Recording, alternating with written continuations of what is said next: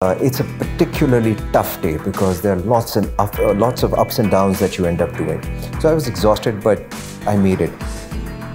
But after that point came on summit night, and it came with the summit about 50 meters away. And I was completely exhausted. I don't think that I have ever been this done in my life. I had nothing. I had absolutely nothing, zero to give.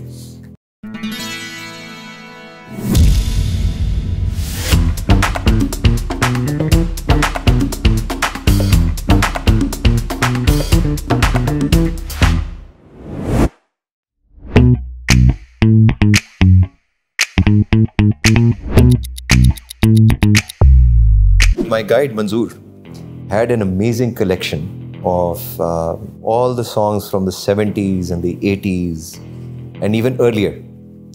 और उसमें ये होता था कि हम जा रहे होते थे तो वो अपना मोबाइल निकालता था और उसके अंदर गाने लगा देता था. और पता नहीं क्यों, या तो उसने सोच के ऐसी सिलेक्शन रखी हुई थी या उस वक्त आपका जहन ऐसा बना होता है. लेकिन जो सबसे डिफ़िकल्ट स्पॉट आता था ना, उसमें गाना पीछे से बज रहा होता था, ये दुनिया ये महफिल मेरे काम की नहीं, या फिर जला दो आग लगा दो, इस तरह के ना गाने. और वो इंडियन जितने भी बॉलीवुड के गाने जिनके अंदर ना हार्ट ब्रेक, मुसीबत, मुफलिसी, तो मैं यही सोच रहा होता था. आगे आगे वो चल रहा होता था, पीछे मैं स्लिप करता हुआ आ रहा होता था, कभी ऊपर कभी नीचे. तो मैं कहता था कि यार ये सिलेक्शन जो है ना, इसकी मुझे अब याद रहेगी हमेशा के लिए. पता नहीं क्यों, लेकिन उस वक्त जब मैं ट्रैक कर रहा था और ये गाने बज रहे थे तो दिल को सुकून बहुत मिलता था. मतलब लगता था कि ये बिल्कुल जो हो रहा है वो ठीक ही हो रहा है. So when I made a plan to go to Manglik sir, Manzoor, my guide, I met him and then I met Inayat, and they both said that look, I had actually gone and said, look, I've already done Kilimanjaro. It's almost 6,000 meters. So I'm going to start with 7,000. Let's do something in the 7,000 range. And I was very sure about this. But both Manzoor and Inayat said, don't do 7,000 just yet. Start with 6,000 meters because this is a different mountain range. And after I did it, I understood what they were talking about. They were right.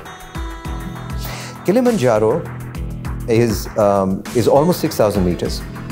But if I compare Kilimanjaro with Manglik sir, the difference is almost night and day, because to get to just Shimshal Pass from where you're going to make that summit attempt, you actually have to go on this jagged route which will take you up and down 500 meters at a time. You'll climb up and then you'll descend 500 meters and then you'll climb up again. So like in a single day, you might only gain maybe 300 meters in altitude. But what you've done is actually probably around 1,500 meters because you've gone down, then up, and then down, then up. And it's a real test of stamina.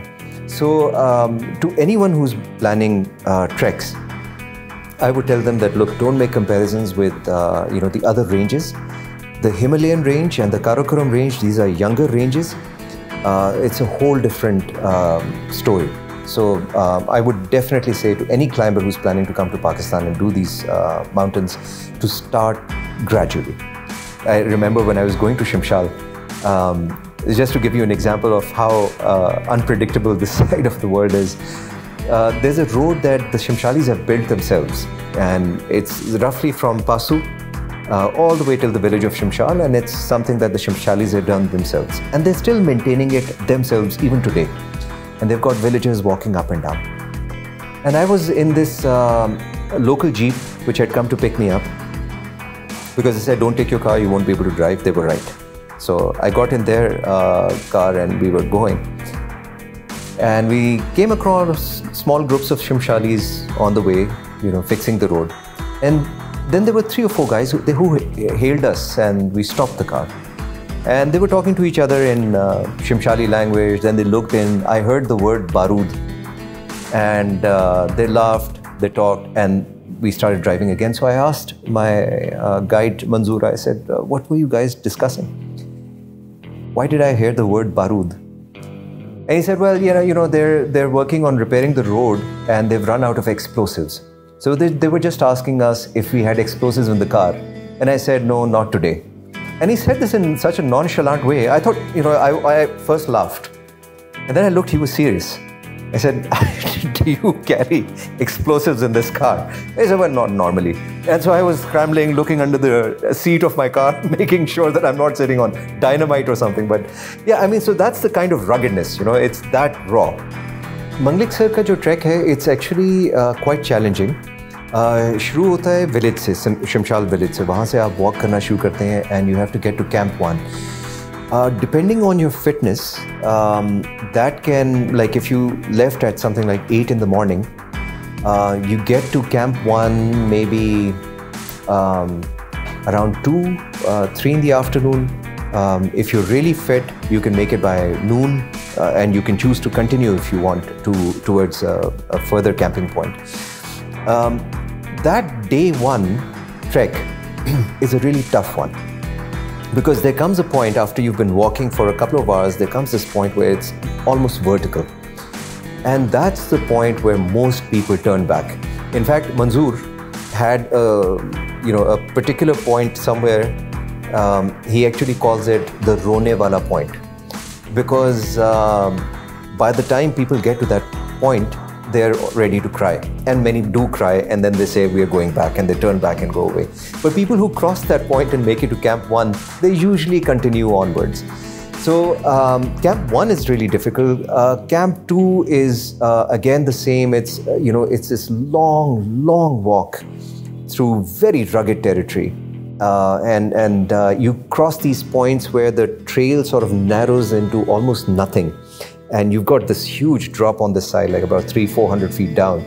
And there's nothing except this little track on which you're literally balancing one foot in front of the other, and you're passing by. So it really challenges you. If you've got vertigo, you're going to have problems.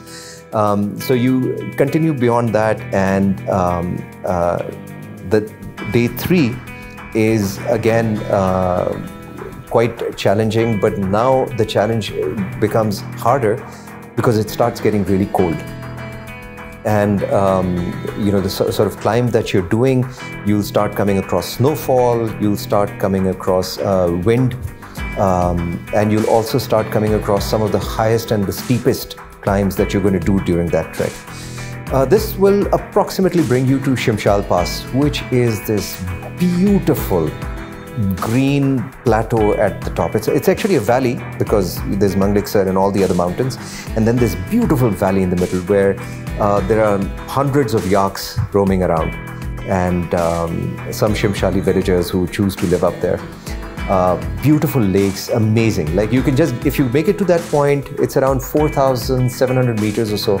If you make it to that point, you can spend a couple of days just sitting over there and enjoying yourself. From there is where you make the summit attempt. And the summit attempt is approximately 1,300 meters. You start around maybe 1 or 2 in the morning. Depending on fitness again, it can take anywhere between 6 and 8 hours to get to the top. The climb is majestic. You come across the snow line. If you're climbing in July, you'll come across the snow line somewhere around the 5,000 meter mark. And from there on, it's just snow. And it gets really interesting because you have to rope up because the crevices are there, and the snow is deep enough for you to actually have snow all the way up to your knees. But I think for Mangleksar, what I would recommend anybody who's thinking about doing it is that make sure that you have good stamina behind you. And for that, a simple test is if you're able to run 5 to 6 kilometers, you're okay. You should be able to do it. But don't go without getting some fitness. It is going to test you physically. I think the first couple of days, the hardest thing that hits you is the digital withdrawal. Because we're so used to being on a phone or being connected to something or the other all the time. The first 2 days, it just, it's sort of new. You keep reaching for your phone and then there's nothing to do. There's no signal. There's not even much battery life. But that passes very quickly. And it always amazes me how quickly we're able to shed that habit. It's also very good for us. So that's something that always hits us in the first couple of days. After that, the longer the trek goes on, I found, at least for me, I'll start craving something odd. It could be a piece of chocolate that I'll suddenly have a craving for, and it'll bother me for the next 5-6 days. Could be a certain dish that I'll just recall, and then it'll keep bothering me for the next 5 days. But those things you'll discover when you get there. I actually really enjoyed the local food. So of course, during the trek, we didn't really have any local food. It was whatever is easiest, they would make it. We had rice, and we would get there were 2 occasions. Actually, there were 3 chickens that went with us on the trek. They didn't survive. They didn't come back. They didn't do the summit either. I think they made it to Camp 2. That's about as far as the 3 chickens made it. But they served us quite well, so we had, those poor chickens along the way. And then I think when we got to the top at Shimshal Pass, when we arrived, I still remember it was snowing really heavily. And as we were walking, we saw, far down, we saw this yak, which was being slaughtered. And what had happened was that poor yak had broken its leg. And the farmer, the guy who owned the yak, he was slaughtering it as quickly as he could. So when he saw us passing by, he said, look, this has happened. So if you want to buy yak meat, I'm very happy to sell it to you very cheaply. So we bought yak meat, and then after that, we shifted to yak meat for a few days. So that was the local cuisine that I got to try. There was a lot of eating, for sure, because I think that was, we had gotten to Shimshal Pass, it was bitterly cold, and we had been snowed in. So we had to actually wait out a day extra, just waiting for the snow to clear, and we weren't sure if it was going to go away or not. So I remember we had a good fill of meat that night, and the meal was amazing. So we sat around in the, in the large tent, in the community tent, you can call it, and we had yak meat, and we had, the roti, and the other stuff that had been cooked by our cook. But it was an amazing experience to sit over there. Even the food that you're eating over there, it tastes so much better. Simply because, like you strip away all the noise of modern life, and what you're left with, after a couple of days of withdrawals, what you're left with is the ability to focus. So whether you're having just a dal chawal plate in front of you, that's all you're eating, but the flavors will really come out because you're able to focus so much more. You can sit outside and look at the stars and just be at peace, simply because you're able to focus. The noise has died down. So I think that once we get to these places and we shed that skin of city life, what emerges is always a more truer self, I feel. You really start enjoying the silence that you have. I would not say it's exactly spiritual, but it gets pretty close to that. And I think there's even a term for it. The term is meditation through movement. Because after you've been walking in silence for a couple of hours, your body and mind, they sort of become one. All the noise fades away. And then you do hear the singing. But the singing is not what we're used to in the cities. It's the song of nature all around you. You hear the song of the mountains, you hear the glaciers, you hear the wind, you hear the occasional bird, you hear the crunching of the soil beneath your feet. So all of that then becomes this song, which is a new song, and you listen to that and you go into the state of meditation. So I would recommend everybody at least try that once. Find that song, hear it.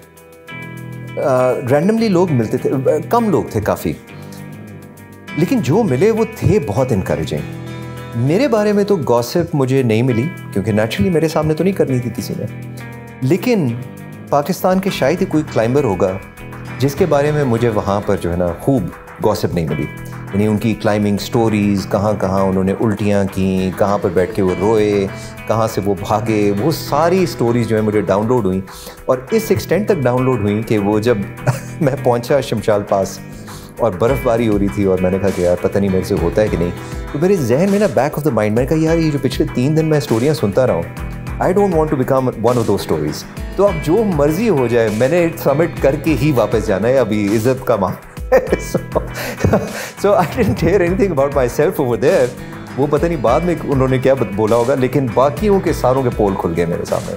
The third day when I was going up to Shimshal Pass, and it's a particularly tough day because there are lots of ups and downs that you end up doing. So I was exhausted, but I made it. But after that point came on summit night, and it came with the summit about 50 meters away, and I was completely exhausted. I don't think that I have ever been this done in my life. I had nothing. I had absolutely nothing, zero to give. And I remember being knee deep in snow because I'd fallen for maybe the 100th time or something. Being knee deep in snow and looking up at the summit, I could actually see it. And Manzoor was standing there looking back at me very patiently. He didn't say anything. And I actually said to Manzoor, I said, why can't I do this? Why can't? It's right there. Why can't I do this? I was so exasperated. And it's at that point that this thought that I should turn back from here actively came to my mind. And I considered it. I was there for a few minutes on my knees, looking up, catching my breath. And then I think the only thought that made me get up and start walking again was that I said to myself, how am I ever going to live with myself? If I had to get to 6,050 meters, I got to 6,000 and the last 50 I gave up on. So I sort of, forced myself to get up. I don't know where those energy reserves came from. The last few steps that I had to walk, I don't know how I did it. I think it was zombie mode. I couldn't feel my legs, I couldn't feel anything, but I was just moving. And I managed to do it. I think it's something that everybody should do. And not with the purpose that you want to, do a summit or climb a mountain or conquer a mountain. I don't think you can ever conquer a mountain. A mountain gives you permission, to climb it. And why is it important? I think it's important because mountaineering, climbing is, I think, more of a mental game than anything else. It's all about your willpower and your desire to do this. I think everybody should get to experience that once. Put yourself in a really challenging position where your breaking limits are and see if you can go beyond it. And you'll surprise yourself because there are people who discover that what they thought was their boundary, they were able to push it even further. And they do, I don't know how I managed to do those last 50 meters on Mangliksar. I think people discover that about themselves. They thought that this is impossible, I can never do it, and they do it. And it changes their life. So I think it's a really, really positive trend we've seen in Pakistan. And this is something that the guides I've spoken to are saying the same thing, that we're seeing an active interest come into mountaineering, which is what I think should be in our blood, being in Pakistan with the best climbing mountains, some of the best climbing mountains in the world. And I think the really good thing is that, we've got so many women who now want to take part. In terms of capability, I think,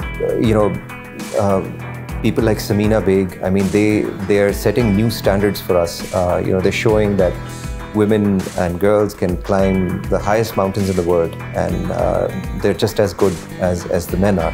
Because this is really more about, like I said, it's more about mental strength than it is about physical strength. So I think that it all really boils down to how badly you want to do it. But I do advise people who are looking to take it up and they're new to this space to not jump straight to Everest, go through some grades because there are lots of new experiences that people are not expecting that actually they come face to face with. For example, if you've not been camping before, get into a trek which is easier, but experience camping, experience trekking, experience being able to walk for 10 to 11 hours in a day with blisters and overcoming that kind of challenge. But then also, as you start coming towards higher altitude mountains, you can't just get up and jump to 6,000 meters or 7,000 meters just because you saw somebody in a movie do it. Because altitude sickness, for example, is one of those things that is a very real thing that a lot of climbers come across. It's always good to go up grade by grade. Experience something at 3,000-4,000 meters. Check yourself, test yourself, see if you have the stamina. And if you don't have the stamina, go back, work at it. But come back and then try for 5,000 or 6,000. But go up in grades. Make sure you have the right equipment. That's really important. Don't compromise on the quality of shoes. Don't compromise on the quality of gear. Because believe me, if you are looking for bargain prices, just so that you can do this 5-day trek that you've got planned and come back, believe me, when you're up there and 20,000 feet and you're freezing in minus 25, minus 30, you will be cursing yourself. Make sure you don't save money. Get the best equipment. It will make the difference between coming back with all fingers or just a few. When you're going for a high altitude climb, you can make a project plan, but then the weather decides, what's really going to happen. So you might have to sit at a particular camp for 2 days simply because you're not getting the right weather to move forward. And the summit attempt you only make when the weather says you can. So that's why I keep telling all my friends who use the word conquer a mountain, you never conquer a mountain. The mountain tells you or gives you permission to come up and touch the top and go back safely. Because if the mountain changes her mind, there's nothing you can do. I'm going to quote Manzoor and Abdul Joshi on this one, because when I met them, they said the definition of a good mountaineer is not the one who makes it to the top. The definition of a good mountaineer is the one who knows when to turn back. So it's really important to know when to turn back, because people have lost their lives, gotten themselves into serious trouble when they didn't listen to the warning signs. Good guides will be able to pick up those signs and they can tell you. And you have to trust your guide. It's not worth putting your life, your safety at stake. And this is a very difficult decision, because people invest so much, not just financially, but also emotional energy and sense of commitment and all of that to doing a summit, that when they're within, 2 or 3 days of the summit and somebody tells you that, look, the weather is going bad, we should turn back, there's real threat. And you can't see the threat. You just have this anticipation that something's going to happen. It's really difficult at that time for people to turn back because they're obsessed with this concept of doing the summit. But all mountaineers, all trekkers should know that safety comes first. And if you have a good guide, they have experience and they're telling you that, look, there's a risk, they know what they're talking about. Yes, you can choose to continue at that point, but if the worst does come to pass and you find yourself, in a blizzard somewhere, and you're going to lose limbs or much worse, what's the point? So I would always advise that if your guide is saying turn back, if the leader of the expedition is saying turn back, follow that call. And I think we have to admire one of Pakistan's greatest climbers, Samina Baig. She had to make exactly this very difficult call. I think it was last year when she was leading that expedition on K2, when she had to make the similar call. And it's not easy for anyone to do, especially with all the investment you've made in an expedition like that. But that's what really shows leadership, being able to take that tough decision. So Shimshal ka mera pehla experience tha. I had not been this north of Pakistan before. And I loved my experience over there. The Shimshalis are amazing people. And I think it's got to do with the kind of isolation that they live in. It's a very remote village, and even to get there, you really have to make an effort. But not just that, they're also very educated. And they take a lot of pride in their identity as being from Shimshal. They take a lot of pride in the fact that they are excellent climbers.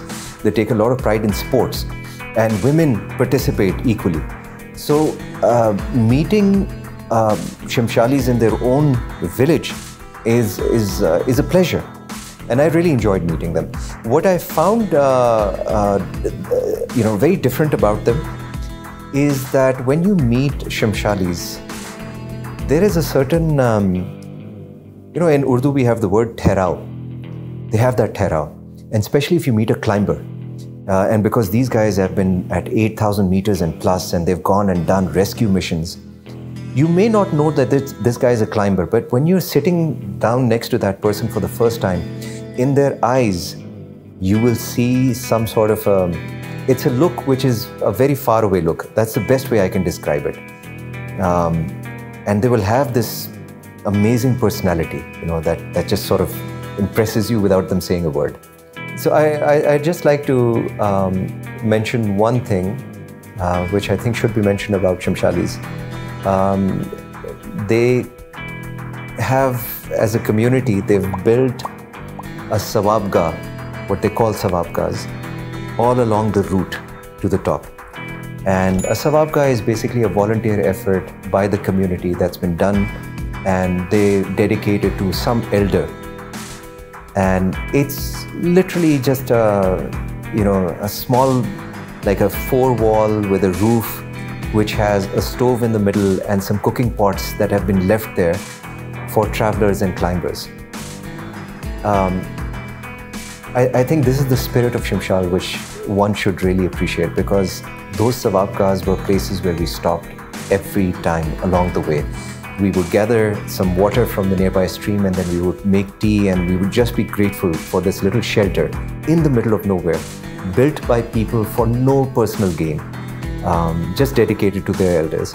So I think I would like to acknowledge the great spirit of the Shimshalis and thank them for the kind of welcome and the kind of spirit that they show.